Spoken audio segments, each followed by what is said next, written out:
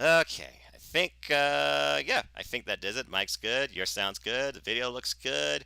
Everything looks good. So this should be fun. Where's good? It's good. All right, here we go. 'Twas the Sunday before Christmas, and all through the Thunderdome, tables, ladders, and chairs made it their home. As me and Sung come to you tonight to discuss these bouts where many will go bold. One seeks redemption, many of the others seek gold. The New Day, Hurt Business, Carmella and Sasha, Drew McIntyre, AJ Styles, even Kevin Owens and Roman Reigns. I'm not rhyming, folks, okay? This is not a Christmas thing. The bottom line is this. We're here to talk to you about some one night that they go extreme. This is Simplin Predictin Wrestling, WWE TLC. Hello, everybody. Good evening, good morning, whenever you may watch this. My name is Noah Foster, and I'm just the simple man of No DQ. And with me tonight, this is the first time ever, and I'm humbled to be with him. He is a great longtime friend in No DQ. He is a heavy anime fan, respect. I call him the No DQ Super Saiyan. He is, of course, Son Goku. And I know I did not do that intro justice, so I will leave it to him. Sung, a pleasure to finally work with you virtually. How are you? Yeah, same likewise. And my traditional introduction here on YouTube is, "Hey everybody, Son Goku here." I was waiting for hey, that. I am very honored here to definitely be here working with Noah. He puts in a lot of great hard work putting together these predictions in No DQ. So, I think I can speak for everybody on No DQ, Team No DQ, is that, man, we love and appreciate everything that you do. Aw, well, thank you. And I'm just happy, again, it's all about wrestling at the end of the day. Just enjoy wrestling, folks. And again, No DQ Galaxy, your opinions matter, whether you're a first-time comer or a returning guest to this forum in any way, shape, or form. Please check us out on Twitter and on NoDQ.com. There is a forum where your opinions matter, too. Come join the No DQ Galaxy Predictions League. And yes, I will be restarting a brand new one, too. Can the analyst Michael Wayne take this year, like I think Sean Gosku will for the team? Well, only time will tell. With that being said, why don't we go ahead and get started? Shout out to those in the chat, including Brando the Gaming Championship. What's up? I'm not R-Truth, but okay, I'll say it. What's up? Oh my gosh. The 24/7 title exists solely for R-Truth, just to bring some joy to our Monday nights. That's what that comes down to. But I digress. Anyway, I rambled on enough. Let's go ahead and get started. So let's go ahead and look at this match, which I find rather interesting as the Hurt Business. Now as an opportunity to take tag team gold from the New Day, held currently by Xavier Woods, Kofi Kingston. These two teams have had a bit of falling out over the last few weeks, and right now I would think that momentum favors the Hurt Business. And then you look at the New Day as a whole, Big E is finally shifting away from that New Day persona into his own identity, similar to when he did the 5 thing, but I'm waiting for that for the pinfall. So, Song, give me your thoughts on this match. Who you see leaving with the gold? So yeah, this is probably one of three matches, just from what I'm seeing on the card here. I have there's three matches that's it's going if it does cost me the second win this year for predictions, it'll probably be one of these first three matches we're talking about, depending on what order you have it in. So the Hurt Business and New Day. On one hand, I could see the Hurt Business has lost so many times that you might as well give them the championships. But on the other hand, they've been sort of teasing this dissension with Cedric Alexander in the Hurt Business. He's celebrating Kurt Angle 1999 2000 style, and MVP's like, what's this man about? What's he up here doing? So I don't know if they necessarily will put on the Hurt Business, but what they've done with the tag team division right now, you just don't know. It's really hard to say. The New Day, this is a really tough one. I am going to choose, against my better judgment, the New Day. And I don't want to see the Hurt Business lose anymore, but I just don't know. But I'm just going to go with the safe bet in this one, the New Day. It's hard to bet against the team that has held the tag team titles for the longest amount of time now in WWE history, but you're definitely in the minority, my friend, as I'm looking at the graph, because many of us said the Hurt Business, me included. I feel like you said, the Hurt Business, many time after time after time again, it seems like, okay, these guys are never going to get the gold. They're just literally MVP's bodyguards. They're just part of this faction, even though it has renewed life in both Shelton Benjamin and Cedric Alexander's careers. Long overdue. But like you said, Cedric Alexander now going in business, maybe for himself?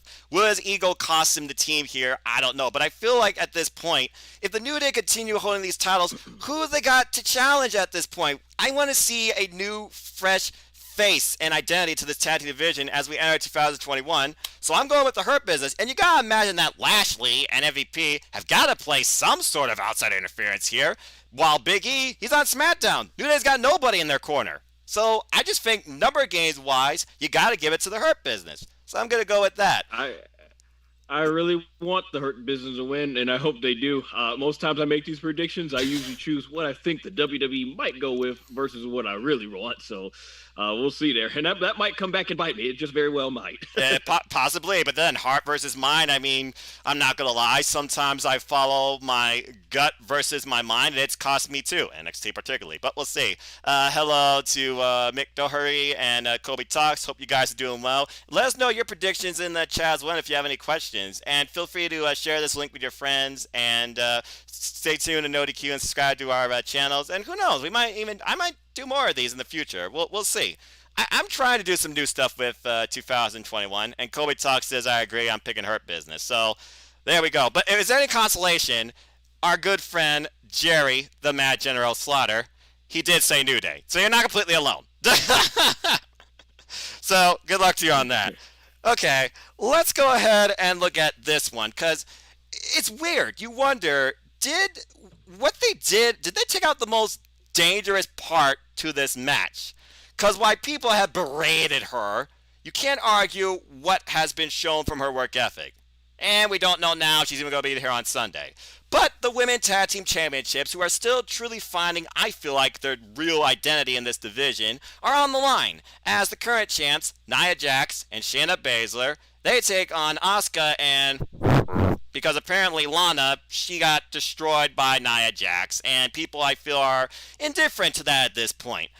I look at this match and I think about this. Do we need to see somebody hold two belts like we saw when Bayley and Sasha held everything except the NXT Women's Championship at that point?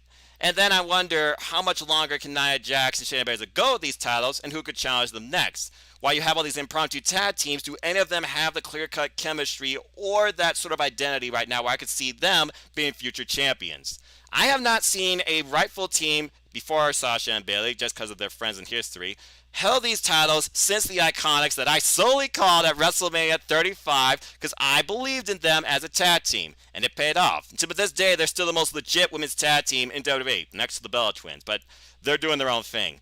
But right now, thinking about the road to WrestleMania and the Royal Rumble, if Lana was still involved in this, part of me truly believes that these titles would have changed hands, and you finally would have seen Shayna turn on Nia and go after Asuka. But there's also that rumor that one Ninja Boy's daughter, Charlotte Flair, could be coming back. And considering the history of her and Asuka, well, former rivals make better partners. Bottom line, do I see these titles changing hands now that Lana is out?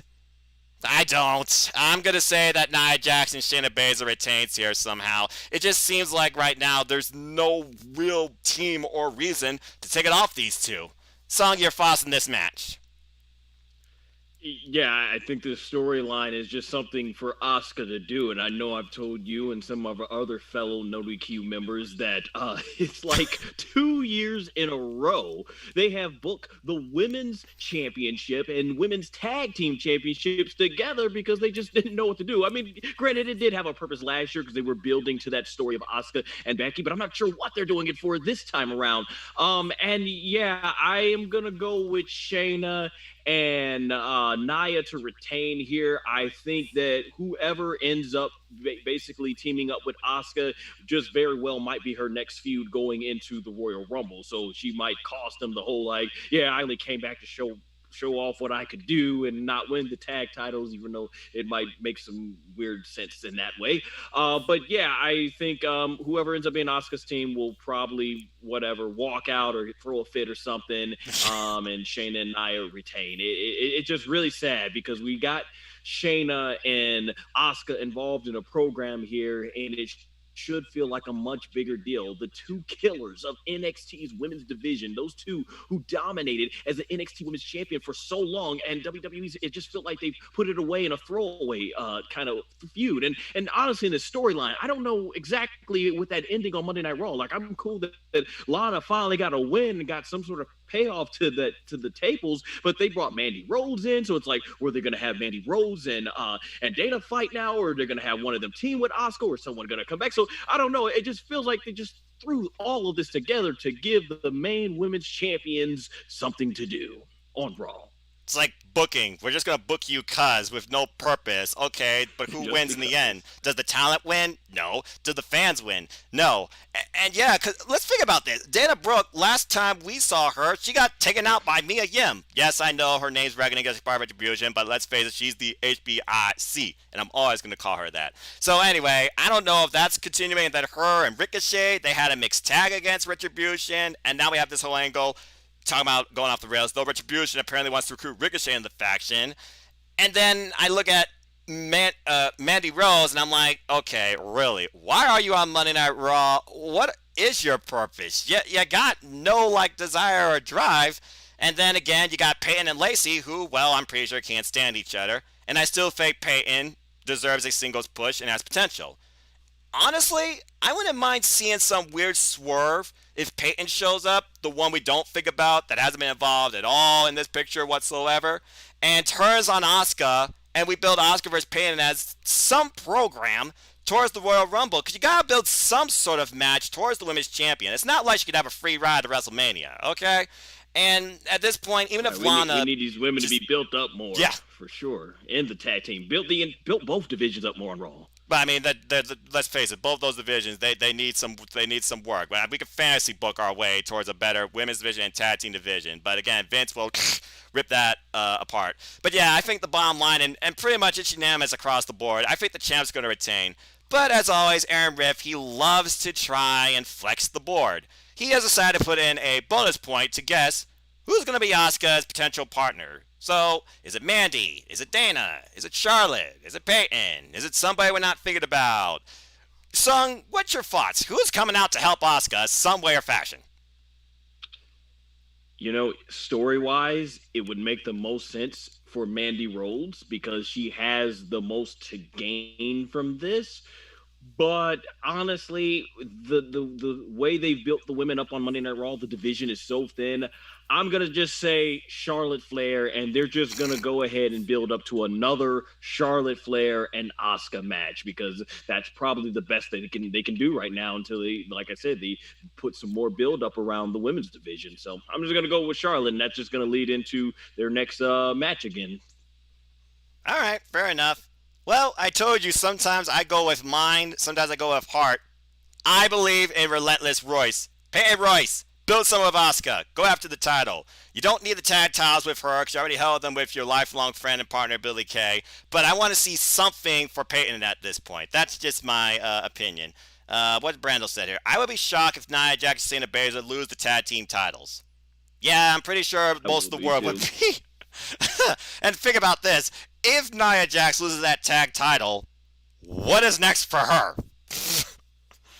And you know what? I can almost guarantee you if Asuka and whoever walks out with the titles, they ain't keeping the titles on them long. When do the main champion, keeps the tag titles with them? It doesn't last that long. It never does. No, it's like just a flash in the pan. It wouldn't surprise me if they do automatic rematch, make it official the following Monday night. And it's like, okay, we had our one night. Be shorter than John Cena and Shawn Michaels. Anyway. All right, moving on. Let's see what else we got here.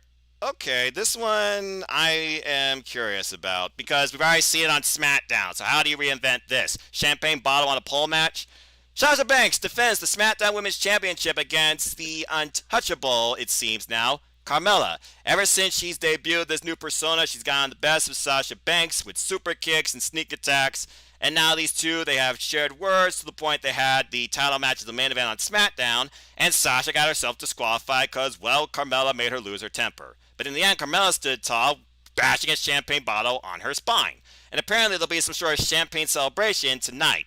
It's like she's almost declaring herself the champion. Look, there's been a history of Sasha Banks and the title. It's like she wins it, but she can't successfully defend it. And truth be told, this is her first successful defense, second, excuse me, so she did defend against Bayley. I really want to see this Tyrant go far, and I see her leading this division for a long time. Honestly, I see the SmackDown Women's division in stronger shape than the Raw's division, because I already see a big money match waiting to happen. So, simply put, the boss remains the blueprint and retains, in my opinion. I'm not going against Sasha Banks. Song, you agree? The only way Sasha loses this match is if WWE really, really has some big time heat with Snoop Dogg appearing on AEW. That would be the only way I see Sasha losing this match. But I'm going to assume WWE is not going to be petty like that, because with Sasha Banks, this is their chance to finally run with her as a star. I said in my recent Survivor Series review is that this is their time to finally portray Sasha like the boss. You can't just keep having her come out and say she's the boss this, the boss that, and lose all the time. So this has to be Sasha win. I will say this. I think Carmella and Sasha did have last Friday night on SmackDown a really good match. And I think this match should definitely be pretty good in terms of the match quality. But I say Sasha Banks takes this one because what I think the real big match is building up Bianca Belair up against Sasha Banks and just having these two women who just see that they are the best, you know, the EST versus the boss for WrestleMania. Yes. That's where I think the big plan should definitely be. So I say Sasha Banks takes this. Yes, and that is, again, the money match I am waiting for on SmackDown. I'm glad they're slow burning it because I think that that match could literally be a pay-per-view main event. That could steal the show. With the potential and the drive that these two have, take my freaking money, especially if it's past the pandemic. Let's see here. Looks like James from FTW Productions here. Well, there's a problem. You think WWE won't be that petty? They have in the past. Okay, maybe that's true. Maybe they don't have the best track when it comes to pettiness. I but hope they won't be that petty. Yeah, let's be optimistic, all right? I don't know about you, but I'm thoroughly enjoying Sasha as the champion. It fits her perfectly. I'm not just saying that because of her identity with the blue hair either. Why? It was just, you know, it's Sasha. It like literally, she had nothing to do with Snoop Dogg, and he's already doing the show on TNT. You know, Snoop Dogg's been everywhere during this pandemic. I feel like I've seen him everywhere: commercials, boxing matches, wrestling, and everything. So by all means, the man's going out there making his money and stuff. So yeah, hopefully WWE does the right thing and try not to blame Sasha for that. Yeah, he hosts a game show called The Joker's Wild that's a reboot of a classic game show. Snoop Dogg's on everything. He's not owned by everybody. By anybody, period. So, he said, also, hello Noah and hello Sung. I think this is the first time I've seen him. He looks cool. Chill AF. Appreciate it. Well, he's not wrong. All right. So, moving on from there, let's see here. Okay, this is weird. We have not seen a Ring of Fire in any capacity since Bray Wyatt, keyword Bray Wyatt, took on Kane at SummerSlam. And they didn't even call it an Inferno match. But now we have a Firefly Inferno match. And I gotta consider this because of the callback to Randy Orton trying to burn him in the coffin. Remember Survivor Series? I digress. Anyway, it's The Fiend Bray Wyatt versus Randy Orton. Some could say this is a match that's been waiting to be revisited and maybe done better since WrestleMania's 33 program. We've seen the fallout to this, but it seems more so here that Randy Orton seems to be the more vile, evil, dangerous of the two. Yet, The Fiend was the one that stood tall at the end of Monday Night Raw, incapacitating Randy Orton with the mandible claw. Of course, Alexa Bliss right now, apparently she's on vacation, so I don't know if her pain and play will come into play here as much as it has been on Monday Night Raw, psychological warfare-wise. But, look, The Fiend has renewed life because of this Joker, Harley Quinn type setup we have with him and Bliss. And I really do want The Fiend to go far. But I don't necessarily want to be thrust towards a title picture if you're going to do what you did this year. And Randy Orton, win or lose, this has been the greatest year in Randy Orton's career, bar none. But right now I think about how do you work in a Firefly Inferno match that's cinematic. Okay, so clearly somebody's going to have CGI burning on their back. I got to see somebody get burned here for not PG-13 anymore if you're really going to push the barriers. And something about this right now tells me that Randy Orton's the one to burn in his own light. I'm saying that The Fiend somehow picks the win here. Your thoughts on this? What do you expect? This is going to be cinematic. It's got to be. Burning my light, nice. I love the touch there on the old theme. I love that All theme right, so too. here's very much going to be interesting about this. I'm going to be honest. I would have easily said Bray Wyatt before. I'm assuming this is them panicking over the ratings on Monday Night Raw because they announced it almost the same day. Um, this is what's going to be the telltale of this match. If when the entrances are over and they just have the Fiend graphics or Fire graphics on the screens, there's a good chance that Randy Orton is probably losing this match because they're going to do it cinematic fashion. They're probably going to put that special gel on him somewhere where the fire, where it won't burn the skin. That's a good tell that Bray Wyatt's going over. But if you see the WWE Universe on the screens, that means Bray Wyatt's probably going to lose because they've gimmicked his suit up some way so that they could put fire. Last time we had an actual true Inferno match in 2004, I just auto assumed that Kane was losing because he lost every other match when I was a kid as an Inferno match. But surprisingly, it was MVP that got burned, and I found out eventually they gimmicked his suit. Oh, this is a tough one, but I'm going to assume we're not going to see Randy Orton on fire. If Randy Orton comes out in like a sweatsuit or something, that's a telltale. I think they're gonna go with Randy Orton. I'd rather see the Fiend win. I was there at WrestleMania 33 in Orlando, and it was not the best match. We all ooh and ah when the projector came up, but there wasn't much to the match, and I didn't like the outcome. But I'm going to go with Randy Orton because I think Randy Orton is going to win. They're going to gimmick the Fiend suit up somehow, and Bray's going to lose. It's their way of it's better to have Bray get set on fire, and then maybe they'll have him come back and beat him in a proper match. So I reluctantly say Randy Orton wins this match. But I do agree. This year has been incredible for Randy Orton as a heel, definitely up there with some of his best years in 2009. So definitely an all-time great year for Randy Orton's career. Yeah, I mean, to be fair, all he's been wearing lately is a tracksuit, so I could see that. And a visual of a flaming fiend just standing tall, going after Orton, that would be some interesting type of horror movie worthwhile stuff there. But I just feel like the Fiend right now, he needs to win this. How much further do you go with this Randy Orton Fiend feud? I mean, do you do Burn Alive after this? I mean, come on now. So I think the Fiend should have this. They're going right to the main event on this feud right now. I'm like, okay. Well, yeah. You know what they'll do? They'll come back at the Royal Rumble and say that it's going to be the greatest encounter of all time, and it'll be a regular wrestling match. You may have burned me.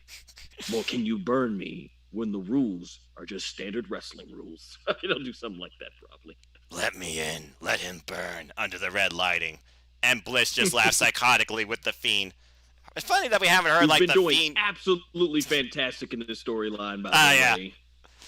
Again, while Bliss, some might say, is injury prone, her character work is bar none. She really has owned everything she's done, and she is a great talker. So I got nothing but respect for a fellow Ohioan, of course, straight out of Columbus. And James said, actually, the last true Inferno match was '06 Armageddon MVP vs. Kane. Okay, yeah, wrong year. We get that. But yeah, I remember you're that right. too. Yeah, I bought 04, 06. Something happened at 4. I got it mixed up with the Hell in a Cell match between Randy and Taker. That's what I was figuring you were referring to. referring got some wrestling to. fans that are better in trivia than I am. Thank you Look, for the there's a correction. reason why Greg Cherry is the longest reigning Wrestling Trivia Challenge champion of all time, and I believe he revealed his brackets already. So, again, I'm looking forward to all who take him on that tournament. Who could stop the reign of Cherry? It won't be me. But anyway, yeah, and again, I mean, I'm just hoping for bigger things for the Fiend 2021 and Orton. I mean, again, win or lose, he's gonna be fine. I mean, heck, if he gets burned off, he could be written off and come into the Royal Rumble and exact revenge or who knows what. Again, people who are with the Fiend change after being involved with the Fiend. So we'll see. All right. Which leads us now literally to, well, the name of the pay-per-view. And literally they put 2 matches of the name of the pay-per-view. Our TLC matches, both for the gold. Let's start with this one because while I feel this one might be, not as big a story goes, it still should be freaking incredible. As Drew McIntyre defends the WWE Championship against AJ Styles. And there's no doubt that 7-foot-tall bodyguard will be with him. We've seen the fallout with these two. We saw AJ Styles won the number 1 contender triple threat match, and these two have been going at each other with a war of words. Literally, Drew McIntyre calling it, I got no problem taking on Jackass and the Beanstalk. I thought that was freaking hilarious. And now Miz, he also has been trying to play into this as well, since he holds the Money in the Bank briefcase. So the biggest angle I could see here is possibly Miz and Morrison trying to get involved and Miz trying to cash in ahead of WrestleMania. And to think, next year we thought WrestleMania was going to go Hollywood. We don't even know if that's going to happen. But right now, Drew McIntyre, he just won the title back from Randy Orton. It was weird that they did the program with him and Orton where he lost the title at Hell in a Cell and then he regained it on Monday Night Raw, of all places. And extremely short fashion, too. Drew McIntyre definitely has been the WWE babyface of the year. No doubt about that. And I feel like it's got to continue because I feel like WWE wants to give the fans that big moment with McIntyre as the champion. Not virtually, but in actual reality, when we're actually able to attend. Might be as soon as the Royal Rumble, might be WrestleMania. We'll have to wait and see, especially with the vaccine now in play. But everything right now tells me that McIntyre has to retain because I see, honestly, McIntyre versus Sheamus the Royal Rumble for the title next. Your thoughts on this match? Yeah, this definitely should be, I think, pretty good in terms of in-ring work. AJ Styles, Drew McIntyre. It's great to see a fresh matchup. Drew McIntyre definitely deserves a lot of my respect, honestly, and I think a lot of fans' respect for just carrying WWE through this very difficult period. I think the match should be good. One-on-one, it's probably not. I feel with the way Raw ended, it's going to be shenanigan city. It's going to be babyface overcoming 4 or 5 people at once and overcoming the odds. But some way he's going to find some way to get everybody out and win the title. So, like I said, I expect this to be a really nice classic one-on-one match or shenanigans. Either way, it should tell a pretty good story of Drew McIntyre overcoming the odds. And even though I know AJ Styles probably is not walking out, Victor, I think if the match and the story is really well told, should be definitely good. So I am looking forward to it. It's a fresh matchup between 2 all-time greats, and I'm looking forward to seeing Drew becoming an all-time great, that is, and AJ Styles having already established himself as an all-time great. Yeah, keyword already established. I mean, he's done literally everything. There's nothing left for him to do but literally just roll with the remainder of his career, which he says he's finishing out. So pretty soon too. So yeah, there's no doubt in my mind McIntyre's retaining, but AJ Styles, McIntyre, that's going to be some pretty darn good wrestling. But again, TLC, gimmick, shenanigans galore. We got a giant, we got a jester, we got a Money in the Bank, we got probably a Celtic Warrior getting involved, and who knows what else. Maybe a Bro Nut. I just don't know. There's going to be madness. Bro Nuts, good grief. That just made me You want gotta admit, no, what is his name? Almost. This guy has had a tremendous gig all year long. WWE has brought him on the main roster and told him just sit there and look intimidating. That's all. And he gets paid some good money doing it, man. This guy. So much props to him, man. Didn't have to take a single bump. I mean, that's brilliant. He's gonna get physically involved. That's the dream right there in the wrestling business. All I gotta do is show up. Okay, show up and stand there. Oh, easy enough. There you go.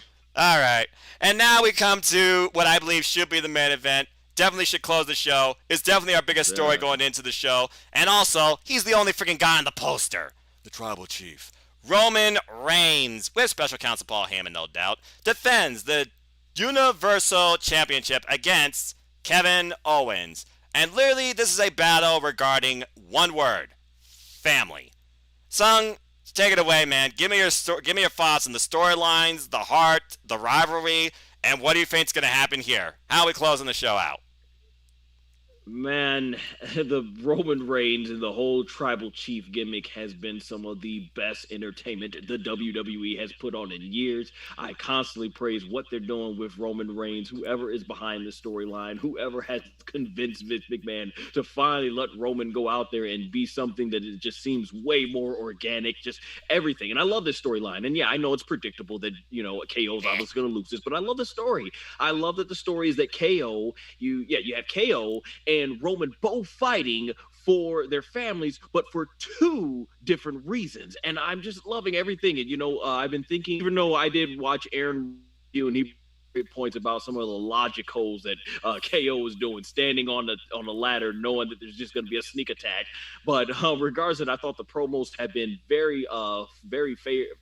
Babyface, fire, and all that stuff and everything. Love the way Roman has been building up. How he almost did it like it was some sort of commercial. Like, I don't think we've been properly introduced. This is your family, daddy. Speak some sense into him, and he kicks him in the foot and stuff. Bring the fourth wall. In the foot, right? Takes his foot and kicks him in the head, right? It says, I'm gonna take the title or the food off the table if you don't do anything. Put some sense to this man. Just excellent stuff, and I expect since we're recording this before SmackDown, before the Go Home edition, I'm expecting we're going to get some more fantastic storytelling. That's the thing. This story, everything with Roman Reigns they've been doing has been great storytelling, and I expect this match to definitely tell a great story. I think KO's going to have some fiery babyface comebacks in this match, but Roman's going to have some really awesome heel work where he's just, condescending to him and tell him down, stay down, do this for your family. If you love your family, then you can stay down, stuff like that. I just can't wait. So I think it's going to be the match. It's still the show. It's going to be fantastic. Roman's going to pick up the win, but I think Kevin Owens will definitely look strong in defeat as we head into WrestleMania season, and Roman will remain the head of the table and the tribal chief and the best storyline and possibly best character going on in professional wrestling today. Oh, my brother, testify. I believe that. I mean, yeah, and the thing, Kevin Owens, he got put into this picture when we thought it was going to be Daniel Bryan and Roman Reigns after Daniel Bryan got inadvertently taken out by, well, Jey Uso, who's really been every day trying to prove something to the tribal chief. And harsh discipline has been involved when he has failed. Even when Kevin Owens was destroyed at the end of the show, Roman Reigns still took out his bitch like, why I gotta do everything? Why I gotta repeat myself? And yeah, like you said, he literally broke the fourth wall, talking to his family, literally like he just see him directly in the camera. I sensed Jey Uso was gonna be heavily involved in this. I'm curious if Daniel Bryan might show up after this match, and will that be the program we set up towards the Royal Rumble? Or are we finally gonna build, if you can't do Roman Reigns versus The Rock, is the big plan Daniel Bryan versus Roman Reigns at WrestleMania? Because Daniel Bryan has yet to win a Royal Rumble, and again, several years ago, people thought he should win a Royal Rumble, wasn't even in it, and he already had match of the show with Bray Wyatt in the opener. Everything about this Roman Reigns character dynamic with Paul Heyman has just been straight fire. And as James Sully put it, on that Talking Smack when Kevin Owens and Paul Heyman were just literally talking face to face, how much he respects him, he knows why you're doing this, and it's like, you know me, but I know you even better. It's like, Paul Heyman, best thing to come out Talking Smack, he's putting over the talent. He's trying to actually give you guys this identity of why you should watch these people, while, of course, being condescending to the fact, Roman Reigns, he's the head of the table. He's the guy. You should be thanking him for everything that has happened. So I can only imagine the go-home angle that's going to be involved here. I imagine it's going to be a table, a ladder, a chair. Jay's going to get involved. Roman's going to beat down Jay, because I bet Kevin, who's already been beaten down every week, somehow Kevin's going to make out SmackDown tonight without getting beaten up. But yeah, sometimes when you look at wrestling, what do you look more forward to? Do you look at the wrestling, or do you look at the story going into the wrestling? In this match, it's clearly the story, because the story feels real. Damn real. And that's a rare thing to see today in professional wrestling and sports entertainment, however you separate or combine the two. So I can't wait to see how this story plays out, and I sense the commentary is not going to play a huge part, because when it comes to Roman Reigns matches, he's the story, he's the vocabulary, he's the commentary. He literally just let him speak, amplify those mics, let Kevin and Roman speak. I hope to see some emotional angles like you said, where he's like, stay down, don't make me take food off your family's table. I already warned them, don't make me. Alright, there's going to be like some sort of point where Kevin Owens is literally going to be fighting for his life, as again, keep on fighting is his slogan. But yeah, clearly Roman Reigns, he has to end the year as champion. I just wonder how Kevin Owens is going to drive clearly the next saga of this storyline, which I feel like has to be Daniel Bryan. So yeah, Roman Reigns has to retain. And Brando just said, give me a hell yeah for Stone Cold Steve Austin's birthday. Oh hell yeah! I'll go with that. One of the greatest of all time. Well, the bottom line is this: my favorite wrestler. Yeah, I mean, come on. He made people want to either be a wrestler or watch wrestling in their own way, beyond just a flashy character in the ring against the authority. Okay. Straight up, come in, kick ass. If it wasn't for Stone Cold Steve Austin, I started watching wrestling in '94, but it wasn't until '98 that Austin got me hooked in wrestling. So long after retired, I'm still here. So I would not even be in this video right now talking wrestling for you. That's how much Steve Austin got me hooked on professional wrestling. That's why he's my all-time favorite, because he made me a pro wrestling fan for life. Hey, enough said. Him, Shawn Michaels, those are just two of my Mount Rushmore. I could think about my Rushmore right now, but that'd probably take forever. Probably Undertaker's on there too, no doubt. The bottom line is this, though. As we come to this throwaway pay-per-view, there's at least something to seriously look forward to. And I'm sure everybody's going to do their best to give us, well, quality matches as a way to head out in the holidays. Because the wrestling industry always takes it a little easy on the holidays, because it's about family. Give them a break. But I can imagine, because it's WWE, they're going to add a kickoff match. They're going to add a throwaway match. I could see, like they said, people are teasing it. Maybe they'll to tease Matt Riddle versus Bobby Lashley for the United States title, because it seems like the United States title and the Intercontinental title, they're losing their purpose because they're not finding the right challengers. Although Sami Zayn, I guess he gives identity to the championship, but not in the right way. Bobby Lashley, he looks like a champion. He deserves to be a champion, but where's the challenge, okay? We need to bring up more in the mid-card. Like you said, you talk about the tag team division, the women's division, Monday Night Raw preferably. The mid-card division on both shows needs to be built forward. I can see Big E trying to get some drive towards the Intercontinental title, but as far as the United States, I got nobody. So I'm hoping for bigger and better things for that. But as far as TLC goes, Roman, Kevin Owens, I'm looking extremely forward to that. And cinematics, well, it's like any movie. You either like it or you don't. Don't judge it beforehand. But I honestly got nothing else to say because that's literally our card at this point. So, Song, any closing thoughts on TLC? Yeah, like I said, I'm at least looking forward to the main two TLC matches. It should be a pretty good card. I always expect, even if the storylines sometimes are not good, you can always expect that the talent will go out there and put it all on the line. And aside from what I call questionable head scratching booking, this should be pretty good. It definitely should be, especially when we get to that main event with Roman and KO. I think this match definitely, as I forgot to mention, is even when something is predictable, if the storyline and the characters are compelling, I forget about the predictability because I'm just into seeing how the match plays out. And so that's what I'm going to get out of this main event, I'm pretty sure, with Roman and KO. So yeah, I'm looking forward. Nice way to close the year of 2020 for WWE. A lot of things obviously could have been so much better, but hopefully, I think in the last half they did at least start, at least from the SmackDown portion, shaking things up. So yeah, I'm looking forward to seeing how this closes out 2020 for WWE. Yeah, they definitely, in my opinion, SmackDown's become the A show. Raw is now the B show, and I never thought I would say that, considering what Michael Cole has always put over about Raw. And he's not even on Raw; he's on SmackDown. So there you go. But yeah, that's really all I got left to say. And well put, Sung. And again, I'm looking forward to WWE wrestling in general in 2021, especially when hopefully now maybe fans will finally return to some normalcy come midpoint. We'll have to wait and see. But let's see here. I want to see Bobby Lashley versus Sami Zayn with both titles on the line. Okay, you really want to unify the mid-card division? Is that the way to go? I mean, Sung, you think that the mid-card division should be under one title unification? Honestly, I think the mid card is a little bit better condition right now than the tag team division. If there was anything to unify, it would probably be the tag team division because they when you got the New Day coming out on Raw poking fun at it, then that means they're self aware. So I think for as far as unification, I'd rather see the tag team matches personally. There's more tag teams on SmackDown than there is on Raw. Enough said. And the other tag teams on Raw, one half's injured, the other half's going after the 24/7 title. And of course they broke off Heavy Machinery, but I guess it was SmackDown. But yeah, there's like 3 tag teams at least on SmackDown. So But you know what? If WWE just simply put some storylines together and built these tag teams up and stop breaking up established ones to put them with makeshift ones, we probably wouldn't even have to talk about unifying. They have the talent. Just build them up. That's all you got to do. Build up the talent so we can get emotionally invested. Get them all some characters and storylines we can get behind. well, here's hoping, based on reports I've read from an ODQ about WWE looking at, okay, our ratings are kind of falling a bit. Maybe we should start pushing actual talent that is underutilized, that has potential. And according to a group of writers, names thrown around included Cesaro, Chad Gable. I mean, hopefully, again, we can only hope for bigger and better things for WWE as a whole in 2021, but it all comes down to booking and one particular man's vision in particular changing. But we'll have to wait and see. Would not surprise me if he has already a legend lined up to try and come in on February. Oy. James agrees. Tag team division needs to merge 100%. He also noted that AJ Styles has held NWA, IWGP, and W World title, 3 titles with the most lengthy lineage. Well, the NWA definitely, but I get you there.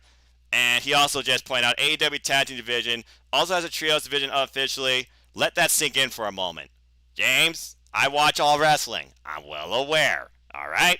We want WWE to be better. They have the potential, but it all comes down to one man's vision at the end of the day. And no matter how much we talk about it, we can't force him to change it. He has to change it on his own will. And that's what you got to pray for. Okay. You With know, that being, someone brought up that it's been 2 years, the 2 year anniversary since the McMahons came out from the ratings that had a terrible draw the mm, previous week on Raw back in 2018. And they said, the WWE universe is in charge, And now 2 years later, we're singing the same song again. This is why it's hard for us to take this stuff serious. Like I said, it comes down to one man's vision, and until things can change there, nothing will ever change in WWE, and that's just the way it's going to be. Unfortunately, I don't like it more than you. I want real change to come, and SmackDown and Roman Reigns gives us hope. Obviously, yes. there has been some change that has been able to be convinced Vince McMahon to doing the right thing with Roman now. So hopefully there is that. That's our really only big hope right now. I mean, Roman Reigns is the start. Let's hope he's not the end. That's all I have to say about that. Right. But yeah, and again, like you alluded to, I also remember Aaron literally putting out the tweet about people that are complaining about this, but also the fact that Raw had 4 million views, while now you're lucky to break 1.5. And apparently, I read NXT and AEW combined have more viewership overall than Raw this week. Yep, USA Wow. Network, you might want to get on Vince's case, because how's that money rolling in? At the end of the day, it's business, but even Vince has to have somebody pressure him enough. Why not the network at this point? Yeesh. That's saying something, though, when I saw that. But yeah, like you said, and CM Punk, I mean, let's be honest here, and people still go back to this day. CM Punk's pipe bomb still holds truth to this day regarding the WWE product and identity. It's crazy to think about in 2011 how much truth there was in that promo that some people to this day think was fully unscripted. And honestly, we might never know the truth behind that. And about that promo, it's sad as the years have gone by, it is still not outdated. And honestly, as we're coming up on the 10th anniversary of that, it still probably won't be outdated come the summer of 2021. And it's like, yeah, this thing, we should have been looking at CM Punk's promo and go like, man, that was just a great promo for its time, but it's not. It's a promo that is representing generations after generations probably when he leaves, just like he said it would. CM Punk, CM Punk, CM Punk. There's a reason they don't pipe that in the Thunderdome, because you know as soon as fans come back, they're going to say it. That's all I got to say about that. Oh, man. So this has been an absolute pleasure talking wrestling with you, man. Not just predicting, but just analyzing. I definitely would just love to do this with you again anytime in some free forum. Anything you want to plug, promote, and where can people find you? Yeah, so you can find me here on YouTube, SONGOSHUAKU,